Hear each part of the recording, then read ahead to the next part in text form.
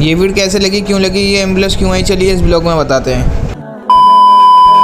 अस्सलामुअलैकुम। 100 डे में 100 के फॉलोवर्स कंप्लीट करने का आज है डे 11। सुबह उठते ही पहले अपने घेर में आते हैं, पहला काम निपटाने यानी कि कुट्टी काटने। कुट्टी काटने के बाद फिर निकल जाते हैं नाजिम भाई के घर के। नाजिम भाई के घर से लाना हमें ग्लैंडर। तमाम गलियों से गुजरने के बाद फाइनली ग्लैंडर तो ले लिया है। अब चलते हैं अपने घेर की तरफ। फाइनली ग्लैंडर का काम तो निपटा दिया। अब डालते हैं इसमें बिजली वाला पाइप। दानिश भाई की दुकान में से पाइप उठाने के बाद फिर करते हैं थोड़ी सी इसमें बत्ती फिटिंग। 35 लाख की जेसीबी पे 150 रुपए की चादर डालने के बाद इसका एटीट्यूड।